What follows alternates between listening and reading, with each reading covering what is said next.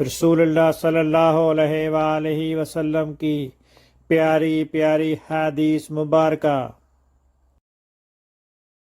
Make sure you like and subscribe to my channel for more hadiths. عوف نے بیان کیا ان سے محمد بن سیرین نے اور ان سے ابو ہریرہ رضی اللہ عنہ نے بیان کیا کہ رسول اللہ صلی اللہ علیہ وسلم نے مجھے رمضان کی زکوٰۃ کی حفاظت پر مقرر فرمایا۔ رات میں ایک شخص اچانک میرے پاس آیا اور غلے میں سے لب بھر بھر کر اٹھانے لگا۔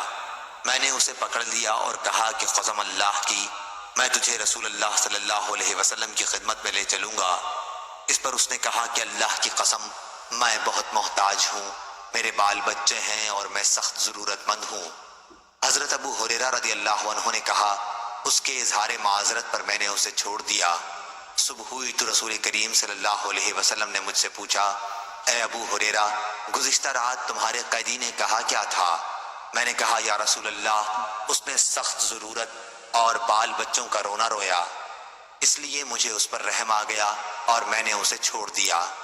آپ صلی اللہ علیہ وسلم نے فرمایا کہ وہ تم سے جھوٹ بول کر گیا ہے، ابھی وہ پھر آئے گا۔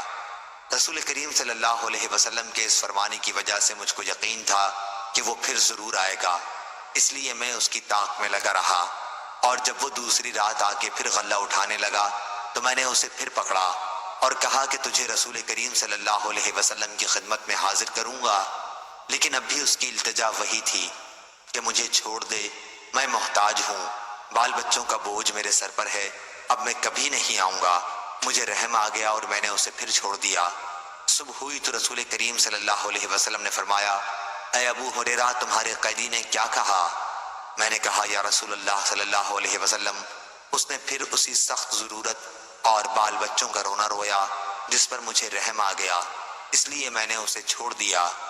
آپ صلی اللہ علیہ وسلم نے اس مرتبہ بھی یہی فرمایا کہ وہ تم سے جھوٹ بول کر گیا ہے اور وہ پھر آئے گا۔ تیسری مرتبہ پھر میں اس کے انتظار میں تھا کہ اس نے پھر تیسری رات آ کر غلہ اٹھانا شروع کیا تو میں نے اسے پکڑ لیا اور کہا کہ تجھے رسول اللہ صلی اللہ علیہ وسلم کی خدمت میں پہنچانا اب ضروری ہو گیا ہے، یہ تیسرا موقع ہے۔ ہر مرتبہ تم یقین دلاتے رہے کہ پھر نہیں آؤ گے، لیکن تم باز نہیں آئے۔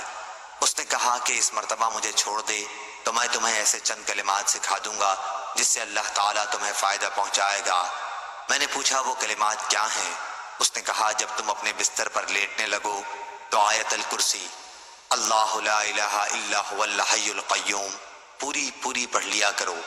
ایک نگران فرشتہ اللہ تعالیٰ کی طرف سے برابر تمہاری حفاظت کرتا رہے گا اور صبح تک شیطان تمہارے پاس بھی نہیں آ سکے گا۔ اس مرتبہ بھی پھر میں نے اسے چھوڑ دیا۔ صبح ہوئی تو رسول کریم صلی اللہ علیہ وسلم نے دریافت فرمایا، گزشتہ رات تمہارے قیدی نے تم سے کیا معاملہ کیا؟ میں نے عرض کیا، یا رسول اللہ صلی اللہ علیہ وسلم، اس نے مجھے چند کلمات سکھائے اور یقین دلایا کہ اللہ تعالیٰ مجھے اس سے فائدہ پہنچائے گا، اس لیے میں نے اسے چھوڑ دیا۔ آپ نے دریافت کیا کہ وہ کلمات کیا ہیں؟ میں نے عرض کیا کہ اس نے بتایا تھا کہ جب بستر پر لیٹو تو آیت الکرسی پڑھ لو، شروع اللہ لا الہ الا هو الحی القیوم سے آخر تک۔ اس نے مجھ سے یہ بھی کہا کہ اللہ تعالیٰ کی طرف سے تم پر اس کے پڑھنے سے ایک نگراں فرشتہ مقرر رہے گا اور صبح تک شیطان تمہارے قریب بھی نہیں آ سکے گا۔ صحابہ رضی اللہ عنہم خیر کو سب سے آگے بڑھ کر لینے والے تھے۔ نبی کریم صلی اللہ علیہ وسلم نے ان کی یہ بات سن کر فرمایا کہ اگرچہ وہ جھوٹا تھا لیکن تم سے یہ بات سچ کہہ گیا ہے۔ اے ابو ہریرہ، تم کو یہ بھی معلوم ہے کہ 3 راتوں سے تمہارا معاملہ کس سے تھا؟ انہوں نے کہا کہ نہیں۔ حضرت صلی اللہ علیہ وسلم نے فرمایا کہ وہ شیطان تھا۔ صحیح بخاری حدیث نمبر 2311۔ اللہ تعالیٰ اس کے چہرے کو روشن کرے جو حدیث مبارکہ سن کر آگے پہنچائے۔